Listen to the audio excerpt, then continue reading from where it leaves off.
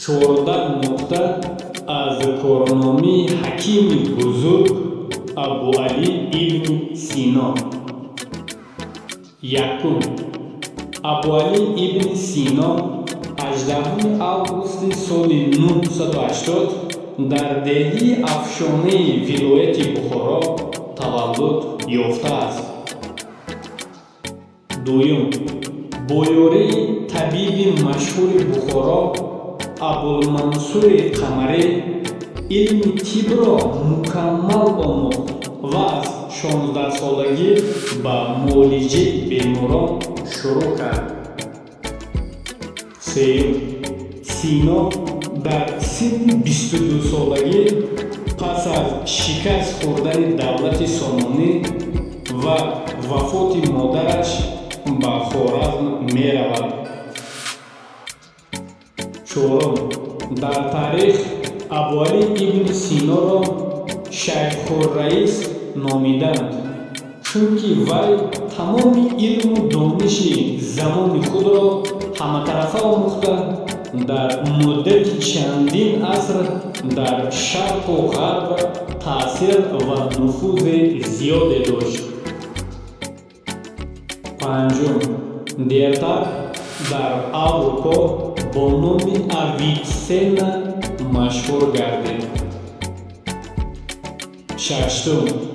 Дар муддати умри кӯтоҳи худ дар соҳаи илмҳои гуногун бештар аз 450 асар навиштааст. Ҳафтум. Аввалин асари ӯ Ал-Маҷмӯъ мебошад, ки дар синни 21-солагӣ таълиф карда буд. Ҳаштум. Китоб Уш-Шифо аз муҳимтарин асарҳои уст, ки аз 18 ҷилд иборат буда, фалсафа, мантиқ, риёзӣ, табиёт, мусиқӣ ва дигарҳоро дар бар мегирад. Нӯҳум. Дар тиб 16 асар эҷод кардааст, ки машҳуртарини онҳо китоби Ал-Қонун мебошад ва дар ин китоби 5ҷилда ғайр аз масъалаҳои анатомӣ, патологӣ ва ғайра дар бораи касалиҳои вараҷа, тоун ё реши вабо, нағзак, сурхча ва дигарҳо маълумоти муҳим додааст. Даҳум. Дар асри 12 Ҳерод Кремунский Ал-Қонунро бо забони лотинӣ тарҷума кард, ки он дар соли 1473 дар шаҳри Милан чоп шуд. ин китоб бо забонҳои халқҳои Аврупо 40 маротиба ба нашр шудааст. Табибон Ал-Қонунро то асрҳои 17-18 аз мӯътабартарин китобҳои табӣ дониста, беморонро аз рӯи он муолиҷа мекарданд.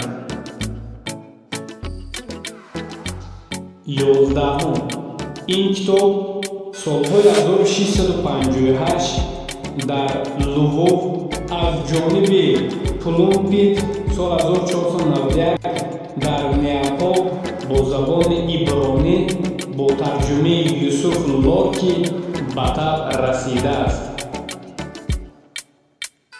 12.